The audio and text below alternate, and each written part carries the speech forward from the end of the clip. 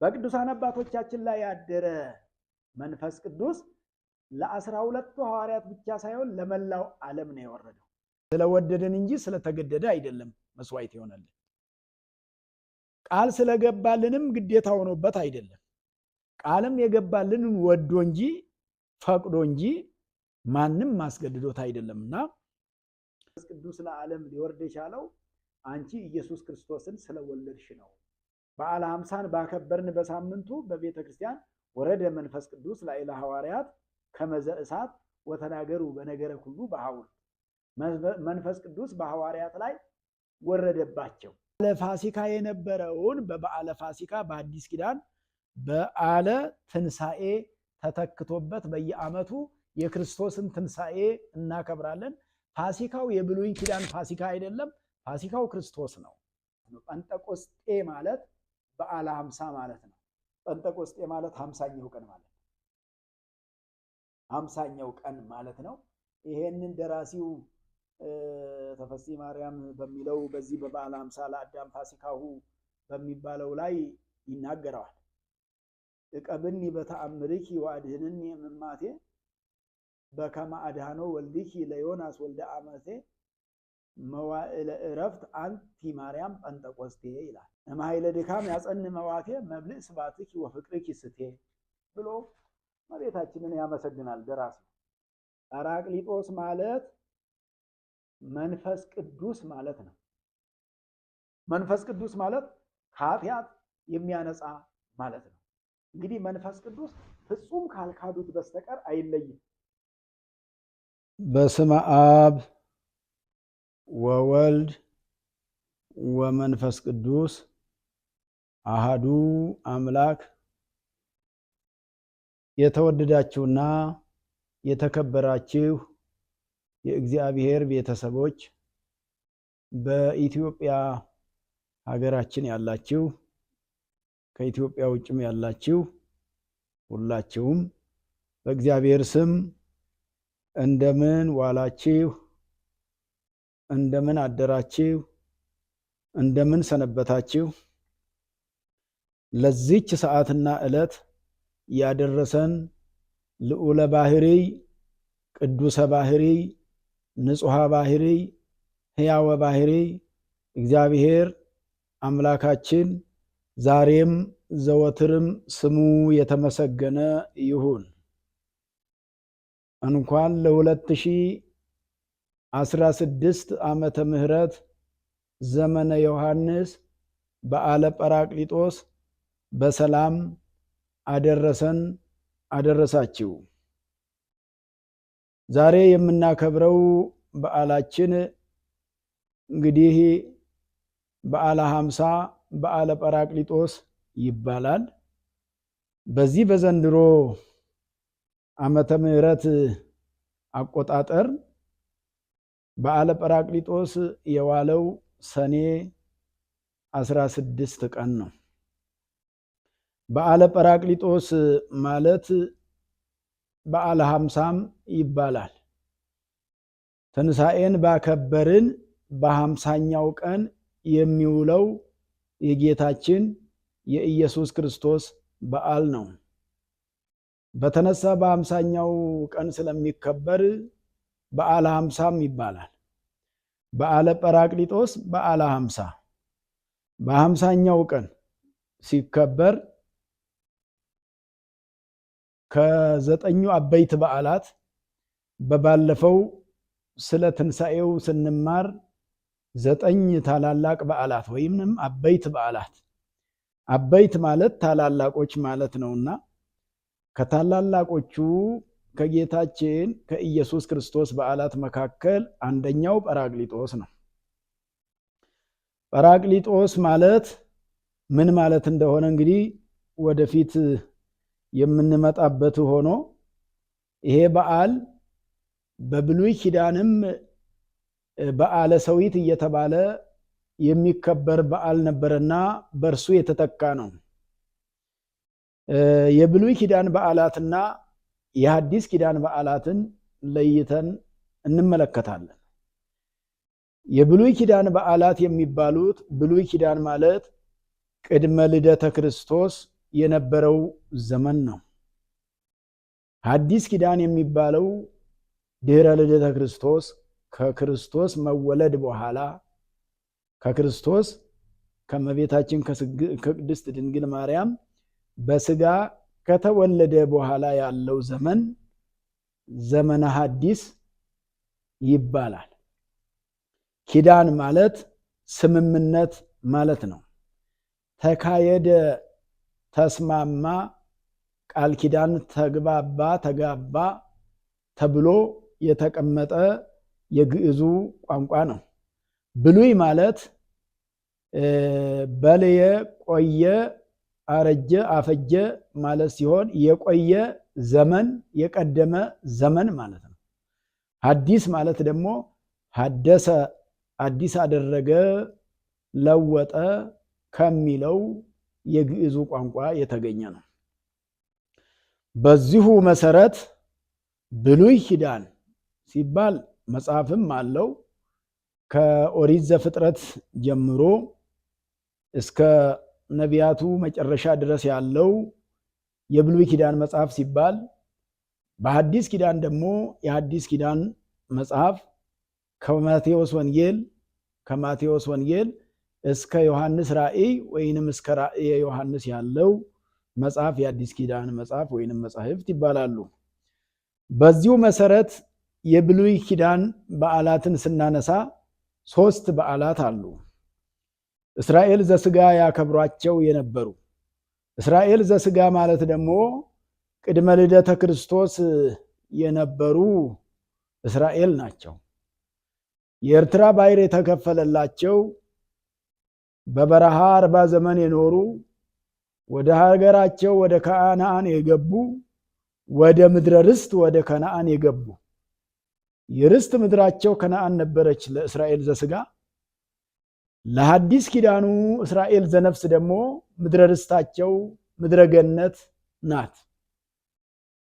በዚሁ መሰረት የብሉይ ኪዳን በዓላት 3ቱን ስናወሳቸው በዓለ ፋሲካ፣ በዓለ መጸለት፣ በዓለ ሰዊት ይባላሉ። በዓለ ፋሲካ ማለት በኦሪት ዘጸአት ምዕራፍ 12 ቁጥር 1 ላይ የሚገኘው ነው። በኦሪት ዘጸአት ማለት ወጣ ወጣ ከሚለው የተገኘ የግዕዝ ቋንቋ ሲሆን እስራኤል ከግብፅ እንደወጡ የሚናገር መጽሐፍ ማለት ነው። ኦሪት ዘጸአት ማለት እያንዳንዳቸው የኦሪት መጻሕፍት እንግዲህ ትርጓሜ ያላቸው፣ አሁን ለጊዜው የያዝነው የዘጸአትን ነው። ሌላው ወደፊት የምንመጣበት በመጽሐፍ ቅዱስ ጥናታችን የምንማረው ሆኖ ኦሪት ዘጸአት ምዕራፍ 12 ቁጥር 1 ጀምሮ ያለው እስከ ቁጥር 20 ድረስ ስለ ፋሲካ በዓል ይናገራል። የፋሲካ በዓል ማለት የደስታ በዓል እንግዲህ እስራኤል ከግብፅ የወጡበት በዓል ነው። ከግብፅ ሲወጡ አስቀድመው እግዚአብሔር አምላክ ከግብፅ የሚወጡበት ጊዜ እንደደረሰ በዓል ታከብራላችሁ፣ ያም በዓል የፋሲካ በዓል ይሆንላቸዋል ተብሎ ከመቅሰፍት የዳኑበት ነው። የፋሲካ በግ አርደው በሮቻቸውን መቃኖቻቸውን ቀብተው ያ ግብፃውያንን ሊቀስፍ የሚመጣው መልአክ እንደሚያልፍላቸው እግዚአብሔር ነግሯቸው ስለነበረ ከመቅሰፍት የዳኑበት በዓል ስለሆነ፣ ከግዞት የዳኑበት በዓል ስለሆነ፣ ከባርነት ከፈርዖን እጅ የወጡበት በዓል ስለሆነ እስራኤል በዓለ ፋሲካ እያሉ በየዓመቱ ያከብሩት ነበረ። የእስራኤል ዘስጋ የብሉይ ኪዳኑ ሰዎች የሚያከብሩት በዓል በዓለ ፋሲካ ይባላል። የፋሲካ በዓል ከባርነት ነፃ የወጡበት በዓል ማለት ነው። እንደዚሁም ሙሴ ስለዚህ በዓል ሲጽፍ በኦሪት ዘዳግም ምዕራፍ 16 ላይም ጽፎታል። ምዕራፍ 16 ቁጥር 1 ላይ የሚገኝ ነው። ይሄንን በዓል እስራኤል ከባርነት ነፃ የወጣንበት ነው እያሉ ያከብሩታል። ሁለተኛው የብሉይ ኪዳን በዓል በዓለ መጸለት ይባላል። በዓለ መጸለት ማለት ደግሞ የቂጣ በዓል ነው። ጸለተ ጋገረ ይላል። ያልቦካ የሚበላበት ስለሆነ ይሄ በዓለ መጸለት ተብሎ እርሱም እንደዚሁ በኦሪት ዘዳግም ምዕራፍ 16 ቁጥር 13 ላይ የሚገኝ በዓል ነው። እንግዲህ በዓለ መጸለትን ያከብሩ ነበረ እስራኤል ዘስጋ እንደዛው እንደ ፋሲካው። ሶስተኛ በዓለ ሰዊት የሚባልም ያከብሩ ነበር። በዓለ ሰዊት ማለት የእሸት በዓል፣ እሸት የበሉበት። ሰዊት ማለት ትርጉሙ ሰወየ ሸተ ወይንም እሸት ሆነ ተብሎ ሰዊት ማለት እሸት ማለት ነው። እሸት እንግዲህ የተበላው ከግብፅ ከወጡ በኋላ ያ የተዘራው በ50ኛው ቀን እሸት ስለሆነ በ50ኛው ቀን ስለሸተላቸው እሸቱን ስለበሉ በዓለ ሰዊት ብለው ከግብፅ በወጣን በ50ኛው ቀን የበላነው እሸት እያሉ በዓለ ሰዊት ይሉታል። በዚህ መልክ በብሉይ ኪዳን በኦሪት ዘዳግም ምዕራፍ 16 ቁጥር 9 ላይ ነው ይሄ የሚገኘው። በዓለ ሰዊት ተብሎ የእሸት በዓል ተብሎ በብሉይ ኪዳን ይከበር ነበረ። በብሉይ ኪዳን ይከበሩ የነበሩ በዓላት በዋናነት እነዚህ ሶስቱ ናቸው። እነዚህ ሶስቱ በዓላት ከክርስቶስ መወለድ በፊት የነበሩ በዓላት ናቸው። እነዚህም በዓላት በማክበር አበይት ነቢያት፣ ደቂቅ ነቢያት ትንቢት እየተናገሩ ሱባኤ እየቆጠሩ ምሳሌ እየመሰሉ ነቢያት፣ ካህናት ማለት አገልጋዮች ማለት ነው። የብሉይ ኪዳን አገልጋዮች ካህናት ይባሉ ነበር። የአገልግሎቱ መሪዎች፣ የሃይማኖት መሪዎች በብሉይ ኪዳን ነቢያት ናቸው። ነቢያት ማለትም ያለፈውንም የማይረሱ ወደኋላ የነበረውን የሚያውቁ ወደፊት ደግሞ የሚመጣው ነገር የሚገለጥላቸው ነቢያት የእግዚአብሔርን መምጣት ወደዚህ ዓለም በስጋ መምጣት መወለዱን ከድንግል ማርያም መወለዱን ይመስሉ ነበረ። በዕብራውያን ምዕራፍ 1 ቁጥር 1 ላይ በቀደመ ዘመን እግዚአብሔር በአባቶቻችን ላይ አድሮ በብዙ ትንቢት በብዙ አምሳል ይናገር ነበር አለ ቅዱስ ጳውሎስ። ወበዳህሪሰ መዋዕል ፈነወ ለነ ወልዶ መድህነ፣ በኋለኛው ዘመን ግን አዳኝ የሆነ ልጁን ላከልን ይላል። ዓለምን የሚያድነው የዓለም ቤዛም የሆነው ስለ ዓለም ስጋውን ቆርሶ ደሙን አፍሶ የሚሰጠውን ልጁን ላከልን። በፊት በነቢያት ነበረ ሲያነጋግረን የነበረው፣ በኋላ ግን በልጁ አነጋገረን። የባህሪ ልጁ ወልድን ወደኛ ልኮ በእርሱ አነጋገረን። እርሱ ወደዚህ ዓለም መጣ ብሎ ቅዱስ ጳውሎስ የነቢያትንም አገልግሎት የነቢያት አገልግሎት ደግሞ በኋላ የተጠቃለለው አገልግሎታቸው ትንቢታቸው ፍጻሜ ያገኘው በእግዚአብሔር አብ ልጁ በባህሪ ልጁ በኢየሱስ ክርስቶስ እንደሆነ አስተምሯል። ስለዚህ ነቢያቱ ቅድመ ልደተ ክርስቶስ እነዚህን በዓላት ያከብሩ ነበረ። ማን የሚባሉ በዓላትን? ፋሲካን፣ መጸለትን፣ ሰዊትን። በዓለ ፋሲካ፣ በዓለ ሰዊት በዓለ ፋሲካ፣ በዓለ መጸለት፣ በዓለ ሰዊት ሶስቱን እያከበሩ ሌሎች ንዑሳት በዓላትም አሏቸው። እነዚህን እያከበሩ ቆይተዋል። ጌታ ኢየሱስ ክርስቶስ ወደዚህ ዓለም ከመጣ በኋላ ግን እነዚህ በዓላት ወዴት ደርሰዋል? ምን ሆነዋል ነው። ጌታ ኢየሱስ ክርስቶስ ወደዚህ ዓለም ከመጣ በኋላ እነዚህ በዓላት በሌሎች በዓላት ተተክተዋል።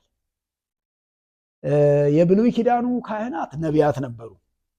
በዓላቱም በዓለ ፋሲካ፣ በዓለ ሰዊት፣ በዓለ መጸለት ናቸው። የአዲስ ኪዳን ካህናት ደግሞ ጌታ ኢየሱስ ክርስቶስ በአዲስ ኪዳን ራሱ ካህን ራሱ መስዋዕት ተቀባይ ሆኖ በቀራንዮ ላይ ለኛ ዋጋ ከፈለ። ራሱ ካህን ሆኖ የብሉይ ኪዳኑ ካህናት ይሰው የነበረው መስዋዕት የበጎችን መስዋዕት ነበረ፣ የላሞችን መስዋዕት ነበረ የሚሰውት። ኢየሱስ ክርስቶስ ወደዚህ ዓለም መጥቶ ግን ከብቶችን አልሰዋም፣ በጎችንም አልሰዋም፣ ራሱን መስዋዕት አደረገ። ቅዱስ ጳውሎስ ምዕረ ሶአ ርእሶ በፈቃዱ ብሎ ቅዱስ ያሬድም ያንን እንዳዜመው በዕብራውያን 9 ላይ በራሱ ፈቃድ ለአንዴና ለመጨረሻ ራሱን መስዋዕት አደረገ ይላል። ከሱ በኋላ ሌላ መስዋዕት የለም። ከክርስቶስ በፊት ቢጠቅሙም ባይጠቅሙም መስዋዕቶች ነበሩ። ቢጠቅሙም ባይጠቅሙም ማለት ነው በነዛ በበጎቹ መስዋዕት ጊዜያዊ ቆይታና ተስፋ እንጂ ድነት ስላልተገኘባቸው። በሐዲስ ኪዳን ከኢየሱስ ክርስቶስ መስዋዕት መሆን በኋላ ግን ኢየሱስ ክርስቶስ መስዋዕት ሆኖ ራሱን አሳልፎ ለኛ ብሎ በፈቃዱ ማንም ሳያስገድደው ማለት ነው ስለወደደን እንጂ ስለተገደደ አይደለም መስዋዕት ይሆናልን። ቃል ስለገባልንም ግዴታ ሆኖበት አይደለም። ቃልም የገባልንን ወዶ እንጂ ፈቅዶ እንጂ ማንም ማስገድዶት አይደለምና በቃል ኪዳኑ መሰረት ጌታችን መድኃኒታችን ኢየሱስ ክርስቶስ ከእመቤታችን ከቅድስት ድንግል ማርያም ከስጋዋ ስጋን ከነፍሷ ነፍስን ነስቶ ሰው ሆኖ በቀራንዮ አደባባይ ለኛ ብሎ በመስቀል ላይ ተሰቀለ። ስለ ስቅለቱ በባለፈው እንደተማርነው ማለት ነው። ከተሰቀለ በኋላ እንግዲህ ከመስቀል ላይ ወርዶ ወደ መቃብር ወርዶ በከርሰ መቃብር 3 ቀንና 3 ሌሊት ከቆየ በኋላ ትንሣኤውን ገለጠ ማለት ነው። በሐዲስ ኪዳን ትንሣኤ በዓለ ትንሣኤ ተተክቷል በፋሲካ። አሁን ያው ዞሮ ስንጠራው ያው ልምድ ሆኖ የፋሲካ በዓል ይባላል። አንዳንዱ ሰው እንደውም ፋሲካ የሚለውን ፋሲጋ ይላል። ፋሲጋ አይባልም፣ ፋሲካ ነው የሚባለው። ካ ነው የራሱ መደበኛ ቋንቋ ስላለው ማለት ነው። ፋሲካ እንጂ ፋሲጋ አይባልም። የፋሲካ በዓል በብሉይ ነበረ፣ በሐዲሱ ግን ፋሲካችን ክርስቶስ ታርዶልናል አለ ቅዱስ ጳውሎስ። ፋሲካችን ክርስቶስ ማለት መስዋዕት ሆነልን ለማለት ፈልጎ ነው። በዓለ ፋሲካ የነበረውን በበዓለ ፋሲካ በሐዲስ ኪዳን በዓለ ትንሣኤ ተተክቶበት በየዓመቱ የክርስቶስን ትንሣኤ እናከብራለን። ፋሲካው የብሉይ ኪዳን ፋሲካ አይደለም፣ ፋሲካው ክርስቶስ ነው። ፋሲካ ክርስቶስ ይለዋል። ፋሲካችን ክርስቶስ ስለኛ መስዋዕት ሆኖልናል ብሎ ቅዱስ ጳውሎስ በመልእክቱ የገለጸው ይሄንን ነው። በበዓለ ፋሲካ ማን ተተካ? እየተከታተላችሁ ነው ክርስቲያኖች። በበዓለ ፋሲካ በዓለ ትንሣኤ ተተክቶ በአዲስ ኪዳን የአዲስ ኪዳን በዓል ይኸውና የመጀመሪያው በዓል የፋሲካ በዓል ተከበረ። ከክርስቶስ ትንሣኤ ተነስተን በዓለ ትንሣኤ ስናከብር በፋሲካ ትንሣኤ ተተክቷል ማለት ነው። እንደዚሁም ደግሞ በበዓለ መጸለት ደግሞ ኢየሱስ ክርስቶስ በዮርዳኖስ ወንዝ በእደ በዮሐንስ እጅ ሲጠመቅ የባህሪ ልጅነቱን የገለጠበት የእግዚአብሔር አብ የባህሪ ልጅ መሆኑን የገለጠበት በዓል ጥምቀት ነው። የጥምቀት በዓልም ከ9 አበይት በዓላት አንዱ ነው። ከ9 አበይት በዓላት አንዱ ነው። በበዓለ መጸለት በዓለ ጥምቀት ነው የተተካው። በበዓለ መጸለት በዓለ ጥምቀት ተተክቶ እያከበርን እንገኛለን። እንግዲህ በዓለ ጥምቀትን የትንሣኤውን ያው እንደምታውቁት በመጽሐፍ ቅዱሱ ክፍል በማቴዎስ ወንጌል ምዕራፍ 28 ቁጥር 1 ጀምሮ ስታነቡት ስለ ትንሣኤ ነው የሚናገረው ሲነበብ የከረመው ማለት ነው። ሁሉም ወንጌላት ወይንም ወንጌላውያን ስለ ትንሣኤው ጽፈዋል። የማርቆስ ወንጌልም በምዕራፍ 16 ቁጥር 1 ጀምሮ ተጽፏል። በሉቃስ ወንጌል ምዕራፍ 24 ቁጥር 1 ጀምሮ ተጽፏል። በዮሐንስ ወንጌል ምዕራፍ 20 ከቁጥር 1 ጀምሮ ተጽፏል ስለ ትንሣኤው። አራቱም ወንጌላውያን የትንሣኤውን ነገር ጽፈዋል፣ የጥምቀቱንም ነገር ጽፈዋል። የጥምቀቱን አንዱን ለማንሳት የጌታችን የመድኃኒታችን የኢየሱስ ክርስቶስ ቅዱስ ወንጌል ቅዱስ ማቴዎስ እንደጻፈው ምዕራፍ 3 ቁጥር 13 ምዕራፍ 3 ቁጥር 13 ላይ አሚሃ መጻኢ ጊዜ ኢየሱስ እምገሊላ ሀበ ዮሐንስ፣ ያን ጊዜ ጌታ ኢየሱስ ክርስቶስ ከገሊላ ወደ ዮሐንስ መጣ ይላል። ከመያጥምቆ በፈለገ ዮርዳኖስ በዮርዳኖስ ወንዝ ያጠምቀው ዘንድ መጥቶም በዮሐንስ እጅ በዮርዳኖስ ወንዝ ጌታችን መድኃኒታችን ኢየሱስ ክርስቶስ ተጠመቀ ነው። በዓለ ጥምቀት ተተክቷል በበዓለ መጸለት። በብሉይ ኪዳን በዓለ መጸለት ይከበር ነበር። በአዲስ ኪዳን በሱ ፈንታ ጥምቀት ይከበራል።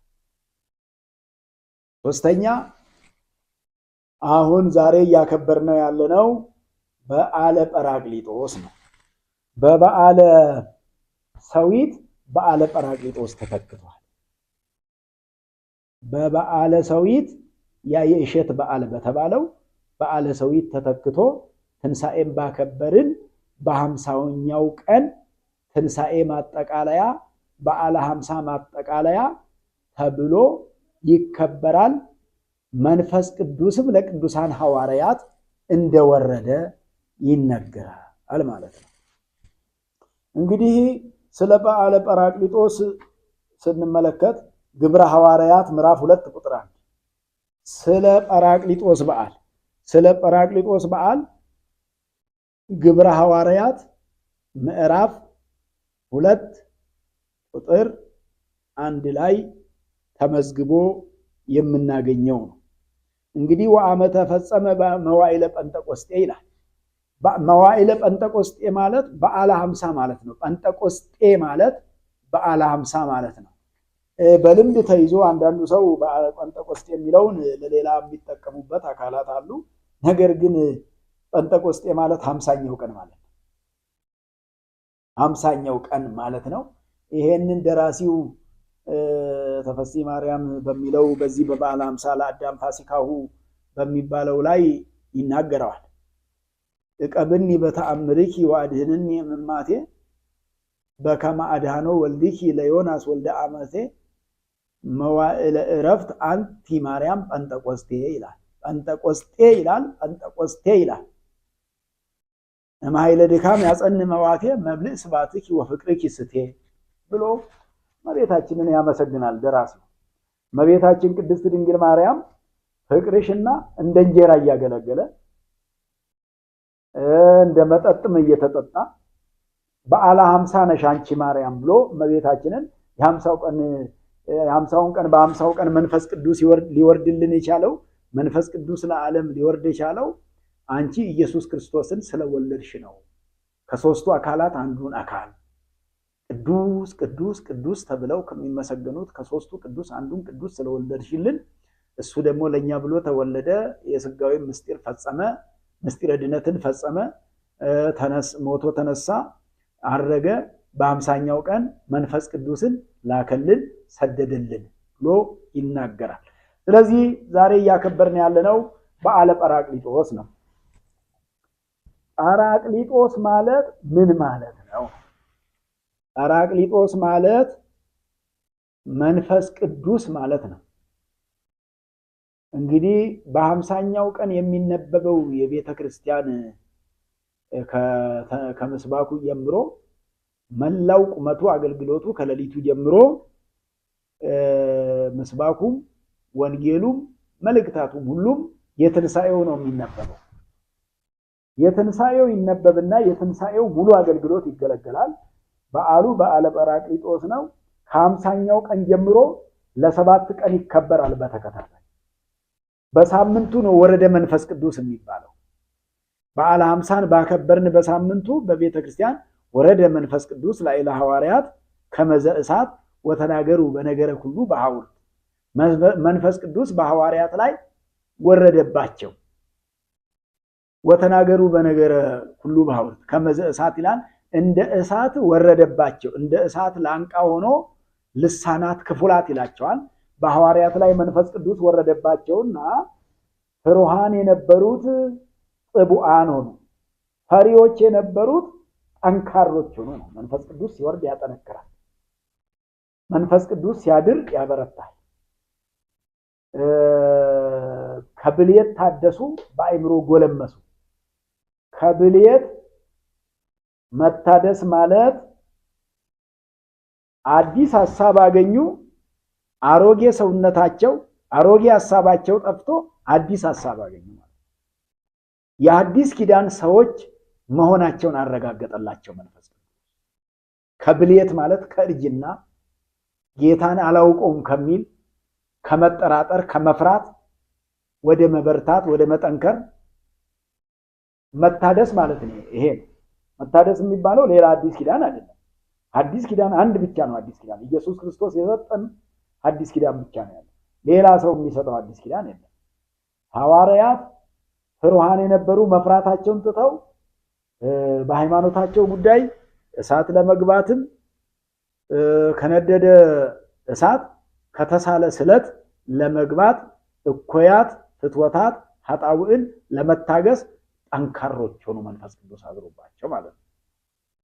በቅዱሳን አባቶቻችን ላይ ያደረ መንፈስ ቅዱስ ለ12ቱ ሐዋርያት ብቻ ሳይሆን ለመላው ዓለም ነው የወረደው። ምክንያቱም በማቴዎስ ወንጌል ምዕራፍ 28 ቁጥር 19 ላይ ስትመለከቱት ወአነ እሄሉ ምስሌክሙ እስከ ህልቀተ ዓለም ኢየሱስ ክርስቶስ ቅዱሳን ሐዋርያትን ሂዳችሁ ዓለሙን ሁሉ አስተምሩ አለ። ሁሩ ወመሃሩ ሂዳችሁ ዓለሙን ሁሉ አስተምሩ አለና አሕዛቡን ሁሉ በስሜ አጥምቋቸው አለ። በአብ በወልድ በመንፈስ ቅዱስ ስም አሕዛቡን ሁሉ አጥምቋቸው፣ ህዝቡን ሁሉ አጥምቋቸው አለና ወአነ እሄሉ ምስሌክሙ እስከ ህልቀተ ዓለም እስከ ዓለም ፍጻሜ ድረስ እኔ ከናንተ ጋራ እኖራለሁ አላቸው። እስከ ዓለም ፍጻሜ ማለት እግዚአብሔር አብ፣ እግዚአብሔር ወልድ፣ እግዚአብሔር መንፈስ ቅዱስ ይሄን ዓለም አይለዩትም ማለት። ይልቁኑ መንፈስ ቅዱስ ከወረደላቸው ጊዜ ጀምሮ እስከ ዕለተ ምጽአት ዘመነ መንፈስ ቅዱስ ወደፊት እንመጣበታለን። ይሄ ነው የሆነው። እንግዲህ ስለ ጰራቅሊጦስ ስንማር ማስተዋል የሚገባን ነገር ጰራቅሊጦስ ማለት ቋንቋው የጽር ቋንቋ ነው። ቋንቋው የጽር ቋንቋ ነው። በዚህ የጽር ቋንቋ ሲሆን ወደ ግዕዙ ሲተረጎም 6 ትርጉም አሉት። 6 ትርጓሜያት አሉት። ጰራቅሊጦስ ማለት ምን ማለት ነው? እንግዲህ ስለ ጰራቅሊጦስ በዕብራይስጥ ቋንቋ የሚነገር ነው፣ በጽርም አለው። ጰራቅሊጦስ ማለት ወደኛ ወደ ግዕዙ ቋንቋ ሲተረጎም መጽንዒ ማለት ነው። አንደኛው 6 ትርጓሜ ያለው ጰራቅሊጦስ 6 ትርጓሜ ያለው። ስንት ትርጓሜ ያለው? 6 ትርጓሜ። ከ6ቱ አንደኛው ምን ማለት ነው? መጽንዒ ማለት ነው። መጽንዒ ማለት የሚያጸና ማለት ነው። በሃይማኖታችን እንድንጸና የሚያደርግ ማለት ነው። በኦርቶዶክሳዊ እምነታችን በምግባር በሃይማኖት እንድንጸና የሚያደርግ በሃይማኖታችን እንድንጸና የሚያደርግ የሚያጸናው መንፈስ ቅዱስ አይለየን። የሚያጸናው መንፈስ ቅዱስ ማለት ነው መጽንዒ ማለት ነው። ሁለተኛው ትርጉሙ ደግሞ ጰራቅሊጦስ ማለት መንጽሒ ሂ ነው። ይሄ ቅድም ኢ ነው፣ አሁን ሂ ነው። መንጽሒ ማለት ነው።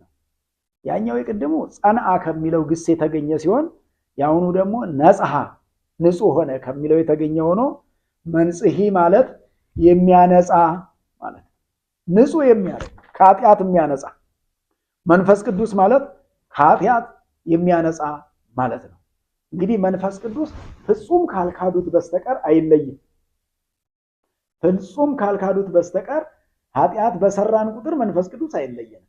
ኃጢአት ሰርተን የምንመለስበት ጊዜ ስለሚኖር ፍጹም አምልኮቱን ካልካዱ ከአምልኮቱ ካልተለዩ በስተቀር መንፈስ ቅዱስ ንስሐ እስከምንገባ ከኃጢአት እስከምንነጻ ይጠብቃል ማለት። የእሱ ጥበቃ አይለየን። መንጽሒ ማለት የሚያነጻ ንጽህናን ቅድስናን የሚሰጥ ማለት ነው።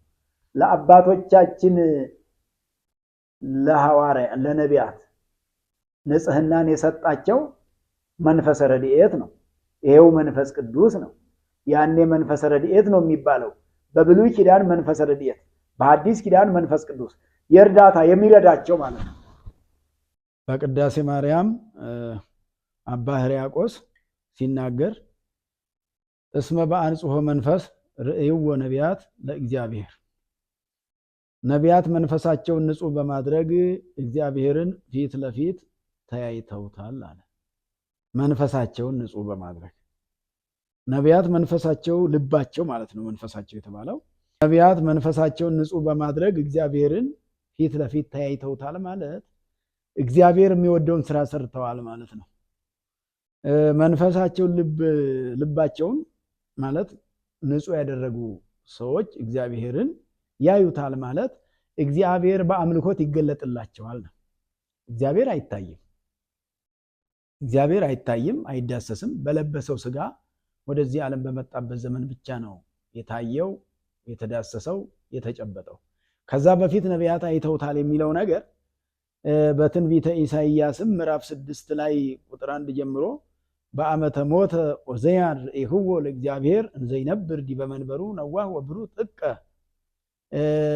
ኢሳይያስ እንዲህ አለ፣ ዖዝያን በሞተበት ዘመን እግዚአብሔርን አየሁት አለ። ርኢክዎ ለእግዚአብሔር፣ እግዚአብሔርን አየሁት አለ ኢሳይያስ። እግዚአብሔር አይታይም፣ ነገር ግን እንደታየው ሆኖ ተገለጠለት። በመልካም ስራ በአምልኮት ተገለጠለት። እግዚአብሔር እንግዲህ ሊገለጥ ሲፈልግ ለልበ ንጹሖች መልካም ሲሰሩ መልካም ስራ እንዲሰሩ ያደርጋቸዋል። ተገለጠላቸው ማለትም በዘፈቀደ ይገለጥላቸዋል። ለሱራፌልና ለኪሩቤልም በዘፈቀደ እሱ በፈቀደው እንደተገለጠው ሆኖ በራእይ በሚያውቁት ነገር ይገለጥላቸውና ወደ መልካም ስራ ይመራቸዋል ማለት ነው።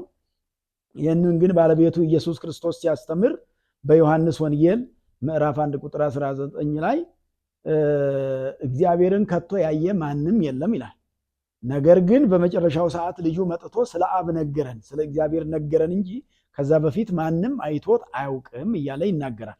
እግዚአብሔር አይታይም፣ ምክንያቱም እግዚአብሔር ረቂቅ ስለሆነ ማለት ነው። ለልበ ንጹሖች ግን በመልካም ነገር መልካም ስራ እንዲሰሩ ወደ መልካም ነገር ስለሚመራቸው እንዲህ ተብሎ ይነገራልና፣ ስለዚህ መንፈስ ቅዱስ ማለት ጰራቅሊጦስ ማለት መንጽሂ ማለት የሚያነጻ ንጹህ የሚያረግ ማለት ነው። ንጽህናን ቅድስናን የሚሰጥ ለእመቤታችን ለቅድስት ድንግል ማርያምም ንጽህናን ቅድስናን የሰጣት መንፈስ ቅዱስ ነው። ንጽሕት ሆና እንድትፈጠር ያደረገ እግዚአብሔር ነው። አንጽሖ ስጋሃ ሀደረ ላዕሌሃ ይላል። ስጋዋን ንጹህ አድርጎ ፈጥሮ በላዋ ላይ ያደረ፣ ከስጋዋ ስጋ ከነፍሷ ነፍስን ነሳ። አንጽሖ ስጋሃን አሁን ምን ማለት ነው? ርኩሰት ኖሮባት ከጊዜ በኋላ አነጻት ማለት አይደለም። ጥንቃቄ ያስፈልጋል።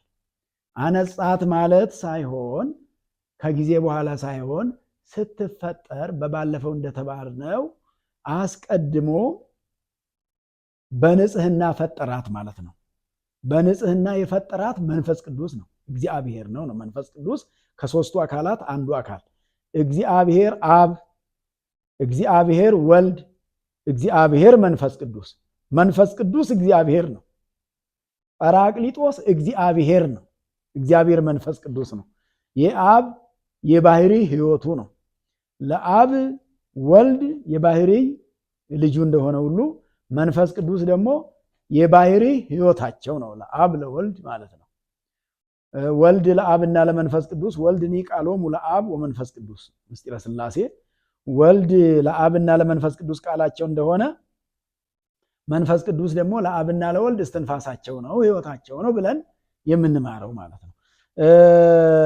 መንጽሂ ማለት የሚያነጻ ማለት ነውና ከኃጢአታችን ከበደላችን እግዚአብሔር ሁላችንም ለንጽህና ያብቃል።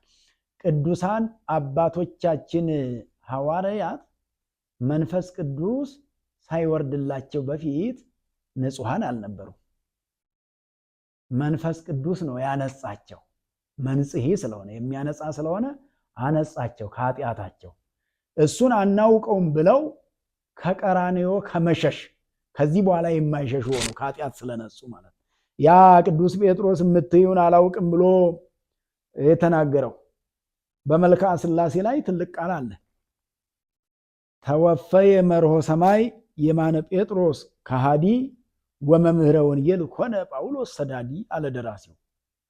ያ አላውቅም ብሎ የክደት ቋንቋ ተናግሮ የነበረው ዶሮ ሳይጮህ 3 ጊዜ ትክደኛለህ ብሎ የተነገረና ያ ቃል የተፈጸመበት ጴጥሮስ ከመንፈስ ቅዱስ በኋላ ግን ሲሰቅሉት እንኳን እኔ እንደሱ ቀና ብዬ ልሰቀል አይገባኝም፣ ቁልቁል ስቀሉኝ ያለው መንፈስ ቅዱስ ስላደረበት ነው። ጰራቅሊጦስ የሚያነጻው ከኃጢአት የሚያነጻው ስላነጻው ነው። ስለዚህ መንጽሂ ማለት የሚያነጻ ማለት ነው። ሶስተኛ ስንት ትርጓሜ ነው አለው ያልኳችሁ? 6 ትርጓሜ። ከ6ቱ 2ቱን ብለናል። አሁን ሶስተኛው ደግሞ ጰራቅሊጦስ ማለት ናዛዚ ማለት ነው። ናዛዚ የግዕዝ ቋንቋዎች ናቸው እነዚህ ሁሉ። እንግዲህ ከጽር ቋንቋ እና ከዕብራይስጥ ቋንቋ ወደ ግዕዙ ተርጉመን ከግዕዙ ደግሞ ወደ አማርኛ እየተረጎምነው ነው ማለት ነው። ናዛዚ ማለት የሚያረጋጋ ማለት ነው። ናዘዘ አረጋጋ ነው ግሱ። ናዘዘ አረጋጋ ነው። የግዕዝ ቋንቋ መማሪያ መጽሐፍ ላይ እንግዲህ ናዘዘ የሚለውን ግስ ስታገኙት አረጋጋ ተብሎ ይተረጎማል። ናዘዘ አረጋጋ ከሆነ ጰራቅሊጦስ ናዛዚ ከሆነ የሚያረጋጋ ማለት ነው። እግረ መንገዱን ግስ ሲገሰስ ናዘዘ የሚለው ግስ ሲገሰስ ናዘዘ አረጋጋ፣ ይናዝዝ ያረጋጋል፣ ይናዝዝ ያረጋጋ ዘንድ፣ ይናዝዝ ያረጋጋ። ናዝዞ ናዝዞት ማረጋጋት፣ ናዛዚ የሚያረጋጋ ማለት ነው። ስለዚህ መንፈስ ቅዱስ የሚያረጋጋ ነው። መረጋጋት ተስኗቸው ከዛ በፊት መንፈስ ቅዱስ ሳይወርድላቸው በፊት ጰራቅሊጦስ ሳይወርድላቸው በፊት አባቶቻችን ቅዱሳን ነቢያት፣ ቅዱሳን ሐዋርያት ማለት ነው። ቅዱሳን ሐዋርያት ከትንሣኤ በኋላ እንኳ በዚህ በበዓለ ሀምሳ ውስጥ መረጋጋት ስለተሳናቸው ወደ አሳ ማጥመድ ሂደው ነበር። ቅዱስ ጴጥሮስ እኔ ከእንግዲህ ወደ አሳ ማጥመዴ ወደ ጥንት ስራዬ እመለሳለሁ አለ፣ ተስፋ ቆርጦ። ከዚህ በኋላ ምንም ተስፋ የለንም ብለው አስበው ማለት ነው። ይከተሉት የነበረውም ስለሞተባቸው ከዚያም ተነስቶ ትንሣኤውን ነግሯቸው ነበረ። የተወጋ ጎኔን ተመልከቱ ይሁ ዳሱ ይብሏቸው ነበረ። እነ ቶማስን ጎኑን አስዳሷቸው ነበር። አናምንም እያሉ ትንሣኤውን ለማመን ሲቸገሩ ማለት ነው። በፊታቸው ምታት እንዳይሉት እንዳይደለ ለማጠየቅ ምትሃት እንዳይሉት በፊታቸው በልቷል። የማር ወለላ እና ያንን አሳ ያንን እንጀራ በፊታቸው ይበላ የነበረው በዛ በጥብርያዶስ ወንዝ ዳር ምታት እንዳይደለ ለማስረዳት ነበር። እንዲህም ሆኖ ግን አልተረጋጉም ነበረ። ዛሬ ግን መንፈስ ቅዱስ ሲወርድላቸው ተረጋጉ። ምክንያቱም በዮሐንስ ወንጌል ምዕራፍ 14 ቁጥር 15 ላይ እንዲህ ብሎ ነበረ ጌታችን ኢየሱስ ክርስቶስ መንፈስ ቅዱስን ምንድነው ይልክላቸዋል። እኔ ወደ አብ እሄዳለሁ አብንም እለምናለሁ ይላል። ውእቱ ይፈኑ ለክሙ ጰራቅሊጦስ፣ ጰራቅሊጦስ ዘይሄሉ ዘልፈ ምስሌክሙ፣ እስከ ዓለም መጨረሻ ከእናንተ ጋር የሚኖር ማለት ሐዋርያት እስከ ዓለም መጨረሻ ይኖራሉ ሳይሆን እስከ ተወሰነላቸው ጊዜ እያስተማሩ እያገለገሉ ይኖራሉ። በኋላ ይሞታሉ እስከ ዕለተ ሞታቸው። ከዛም በኋላ ደግሞ ከዓለም ጋር እስከ ህልፈቱ ድረስ ዓለም እስከሚያልፍ ድረስ ከዓለም ጋር የሚኖር ከናንተም ጋራ እስከ ዕለተ ሞታችሁ የሚኖር መንፈስ ቅዱስ ካለ አለ ጰራቅሊጦስ ካለ አለ ሌላ መንፈስ ቅዱስ ማለት ሌላ ያለው እንግዲህ አንድ ገጽ የሚሉ መናፍቃን የተረቱበት ነው። ይሄ እግዚአብሔር አንድ ገጽ ነው የሚሉ ነበሩ። አንድ ገጽ ሳይሆን 3 ገጽ ነው።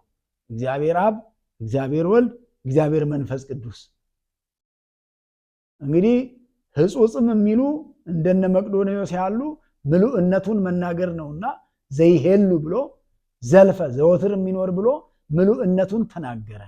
ሕጹጽ ፍጡር ብለው መንፈስ ቅዱስን የሚክዱ መናፍቃን የተረቱበት አንቀጽም ነው ይሄ አንቀጽ። የዮሐንስ ወንጌል ምዕራፍ 14 ቁጥር 15 ጀምሮ ያለውን ስታነቡት ይሄንን ያስረዳል።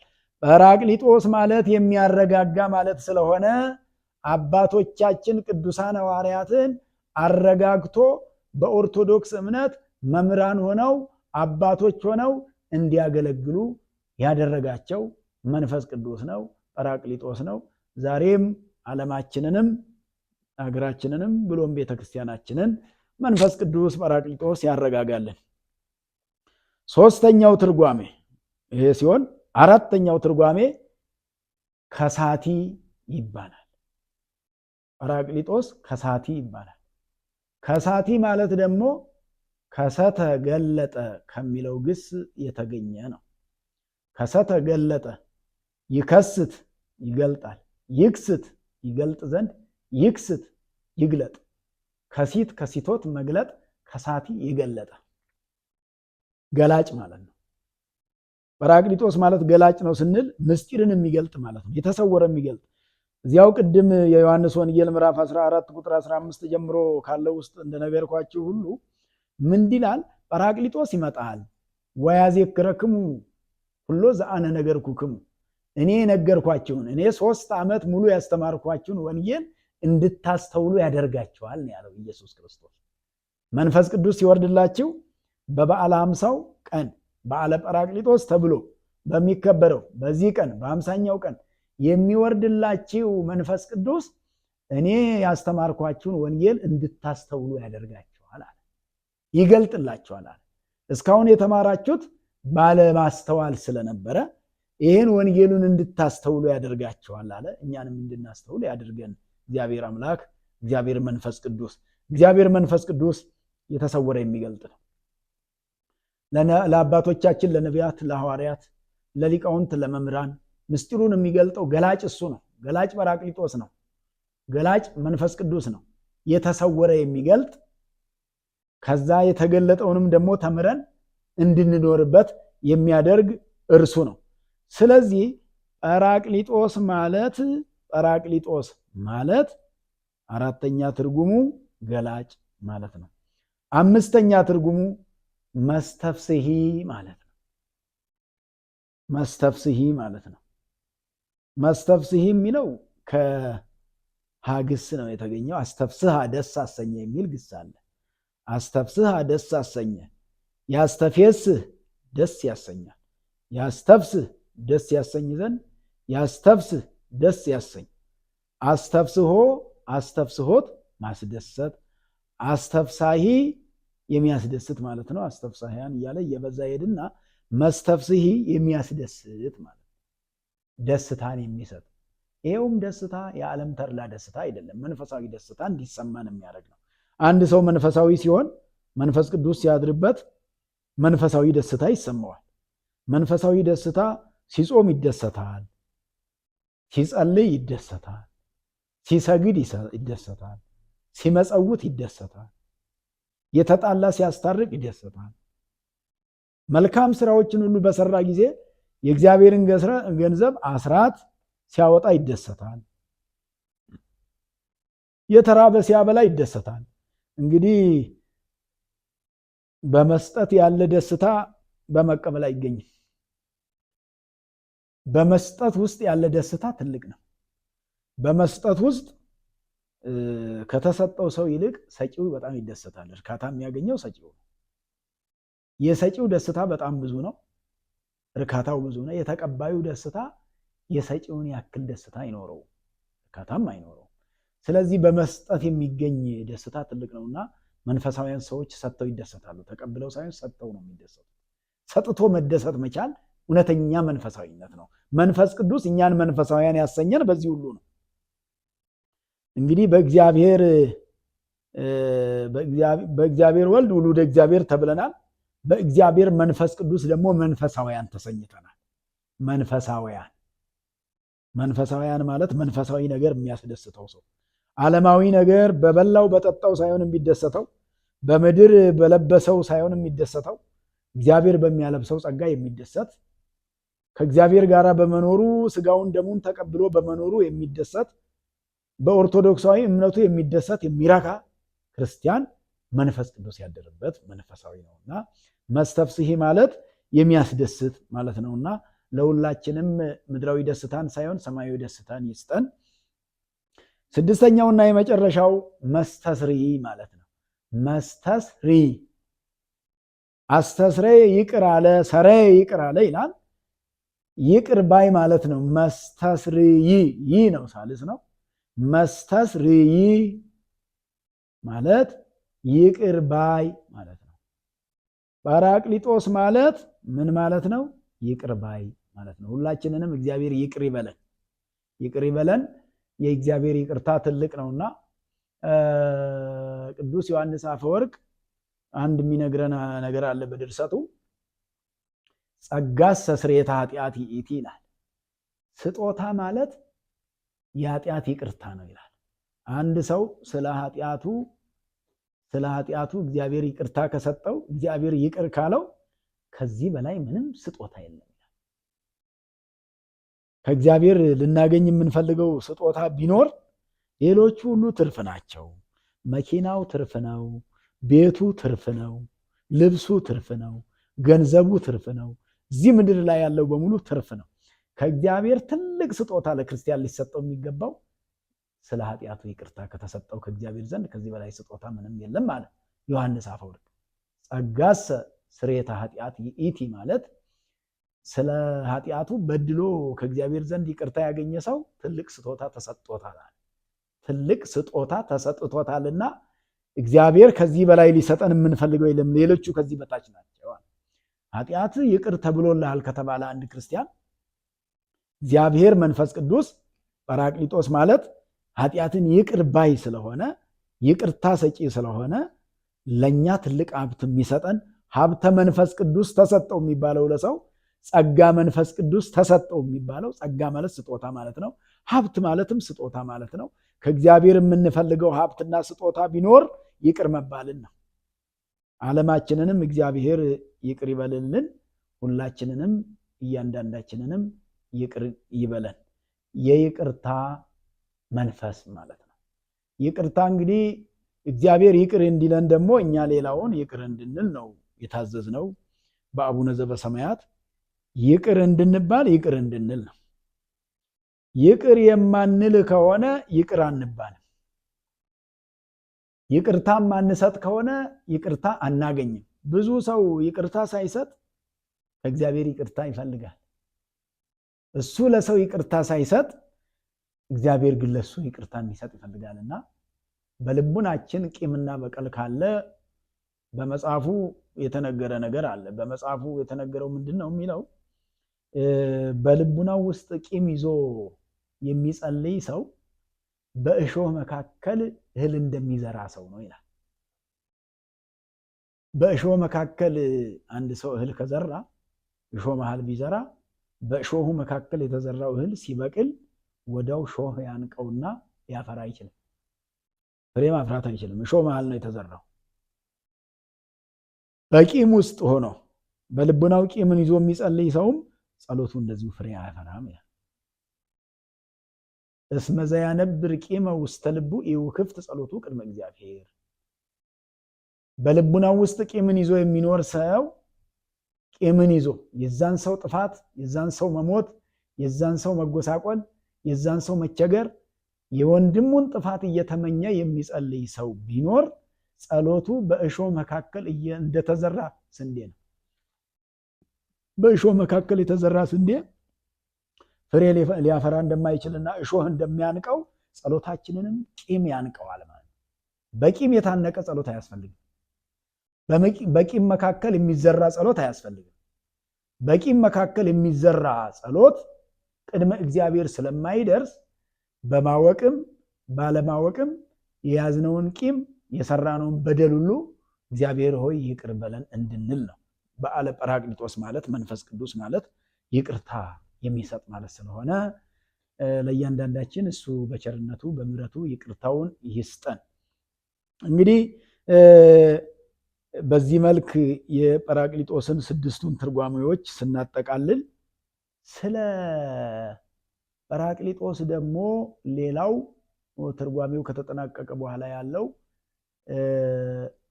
ዘመነ መንፈስ ቅዱስ የሚባል አለ። ደግሞ ዘመነ መንፈስ ቅዱስ ያለውን ቅድሚያ ቆይ ዘመነ አብ ይላል መጀመሪያ። ለሶስቱም ይሰጣል። ለአብ ለወልድ ለመንፈስ ቅዱስ ዘመን ይሰጣቸዋል ከሶስት ተከፍሎ። ይሄ ዓለም የዓለሙ ዘመን መላው ቁጥር ማለት ነው። ዓለም ከተፈጠረ ጀምሮ እስከ ዛሬ ድረስ እንግዲህ ዘመን ሲቆጠር 7516 ነው። ይሄ ዘንድሮ ያለው በቤተ ክርስቲያናችን አቆጣጠር ይሄ ነው ያለው 7516።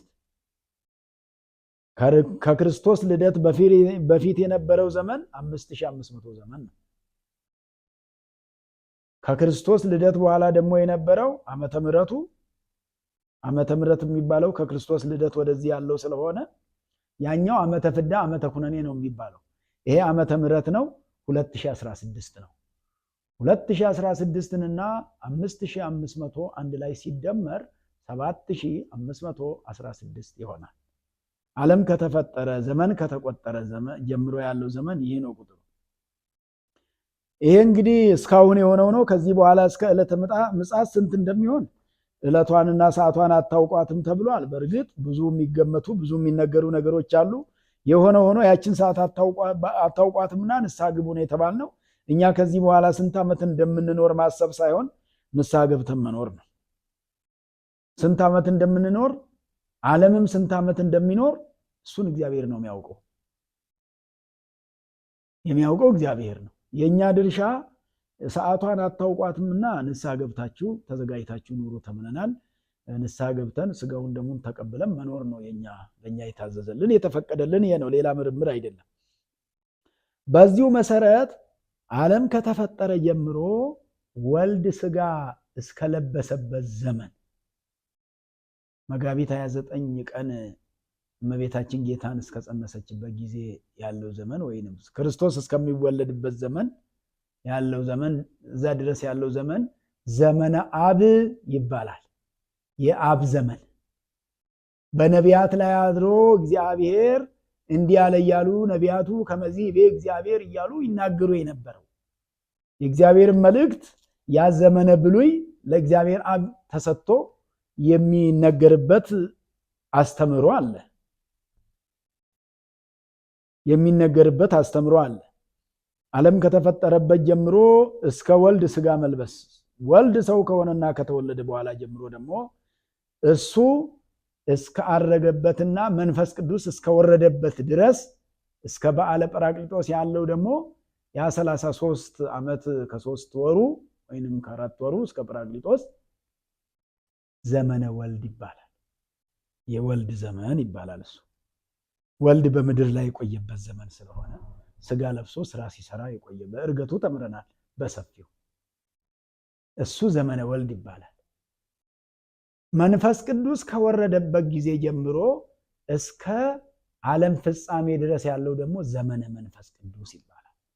እንዲህ ሲባል ግን ሁሉም በሁሉ አሉ።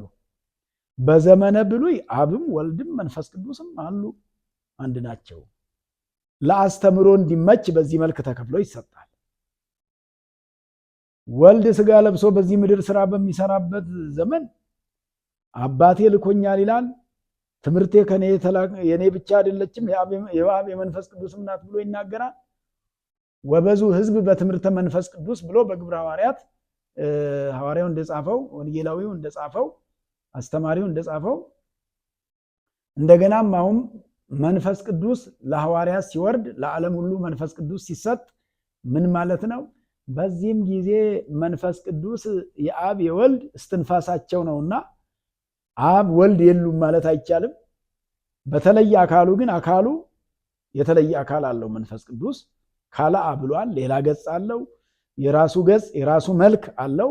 አብ የራሱ አካል፣ ወልድ የራሱ አካል እንዳለው መንፈስ ቅዱስም የራሱ አካል አለው።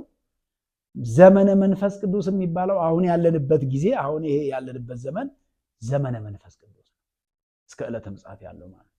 በዚህ በዘመነ መንፈስ ቅዱስ ቤተክርስቲያን በመንፈስ ቅዱስ ነው የምትመራውና መንፈሳውያን መሆን ያስፈልጋል ማለት ነው። መንፈሳውያን መሆን ያስፈልጋል። መንፈስ ቅዱስ ያደረበት ሰው በስራው ነው የሚታወቀው። እንግዲህ ቅዱሳን ሐዋርያት አባቶቻችን ላይ መንፈስ ቅዱስ አድሮባቸው መንፈስ ቅዱስ እንደወረደላቸው ያስታወቀው 72 ቋንቋ እንዲናገሩ አደረጋቸው። በዚያ መንፈስ ቅዱስ ለነሱ በወረደበት ቀን ሲናገሩ የሰሙ ሰዎች እንዳውም እንደ ስካር መስሏቸው ነበር፣ አላወቁትም ነበር። ቅዱስ ጴጥሮስ እንደ ስካር አይደለም፣ ስካር በጠዋት የለም፣ በ3 ሰዓት እንግዲህ የሚጠጡ ሰዎችም ቢኖሩ በጠዋት ስካር እንደማይሆን ይታወቃል። እነሱ መንፈስ ቅዱስ አድሮባቸው ነው።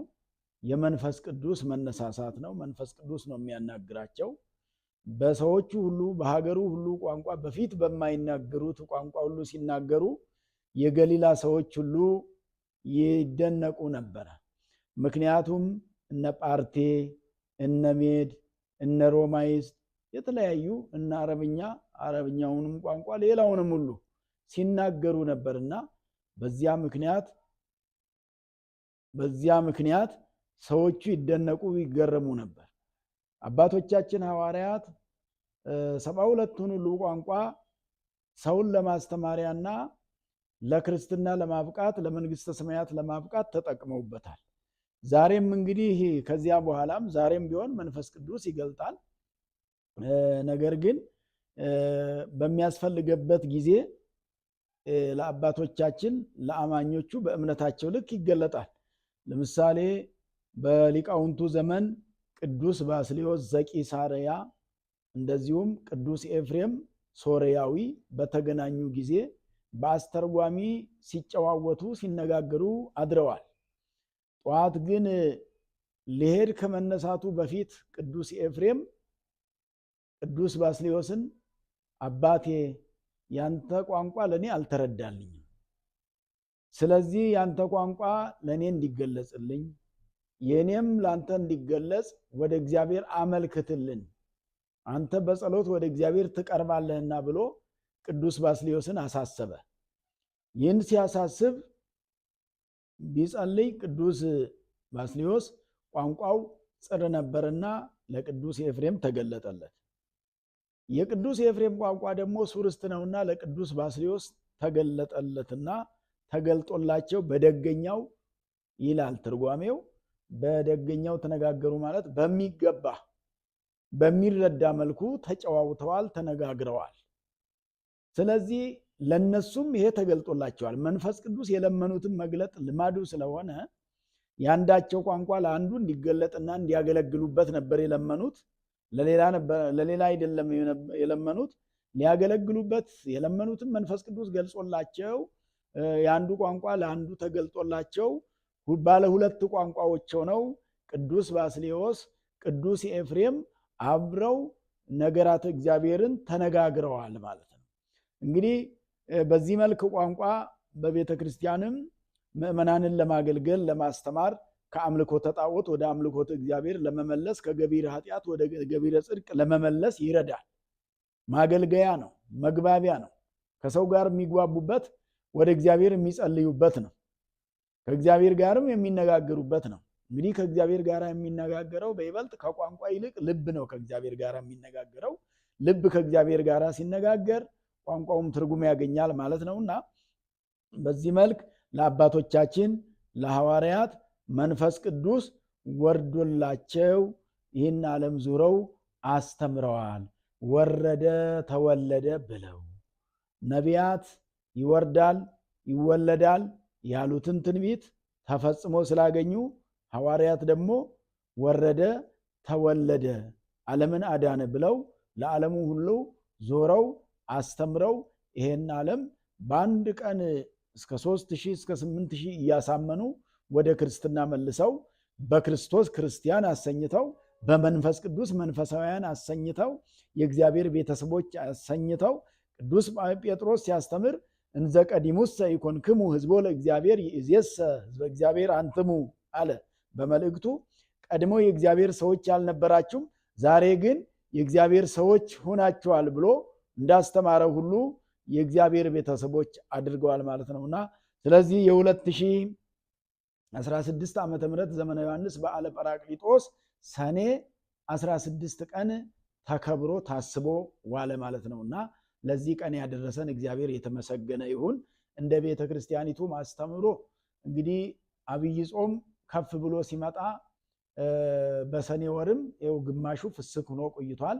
ሌላ ጊዜ በቅዳሴው ስርዓት ላይ ግዕዝ ለአራራይ በሚቀደስበት ጊዜ ግዕዝ የሚጀመረው ከሰኔ 17 በኋላ ከአባ ገሪማ በኋላ ግዕዝ ነበር የሚጀመረው። በዘንድሮ ዓመት ግን ጰራቅሊጦስን ካከበርን በኋላ በሳምንቱ ወረደ መንፈስ ቅዱስ ማለት ስለሚያስፈልግ የጰራቅሊጦስ ሳምንት 23 ነውና ዘንድሮ የዋለው በ23 ወረደ መንፈስ ቅዱስ እስከሚባል ድረስ ከ16 ጀምሮ አሁን ሰኞ፣ ማክሰኞ፣ ሮብ፣ ሐሙስ፣ አርብ፣ ቅዳሜ፣ እሁድ ድረስ በእዝል እየተቀደሰ ይቆይና ወረደ መንፈስ ቅዱስ እሁድ ከተባለ በኋላ በ24 ነው ግዕዙ የሚጀምረው ማለት ነው። ይህንን እንግዲህ የድጓ ባለቤቶች ያቋቋሙ ባለቤቶች አባቶቻችን ያውቁታል። ይህንን ከሊቃውንት በመጠየቅ በዚህ መልክ ማስኬድ እንጂ ግድ አባ ገሪማ ስለደረሰ ብቻ ግዕዝ ይሆናል ብሎ አለማሰብ ነው። ይሄ የቤተክርስቲያኒቱ ስርዓትና ህግ ነውና በግዕዝ የሚቀደስበት ወቅት አለ። አራራይና ግዕዝ እየተቀላቀሉ በእዝል ደግሞ የእዝል ወቅቶችም አሉ። እነዚህ ወቅቶች ዘመኑን እያዩ እንደ መዝሙሩ አካሄድ የሚሄድ ስለሆነ ወረደ መንፈስ ቅዱስ በሳምንቱ ይባላል ማለት ነውና እስከዛ በእዝል የሚቀደስ ስለሆነ ይሄን ማስተዋል ይገባል። እግዚአብሔር አምላካችን በዓላችንን የሰላም፣ የበረከት፣ የረድኤት፣ የፍቅር፣ የስምምነት እንዲያደርግልን ሀገራችን ኢትዮጵያንም ጽኑ ሰላም እንዲያደርግልን ዜጎቿንም በፍቅር በስምምነት በአንድነት እንዲያኖርልን መልካም ፈቃዱ ይሁንልን። ወስብሐት ለእግዚአብሔር። ይቆየን።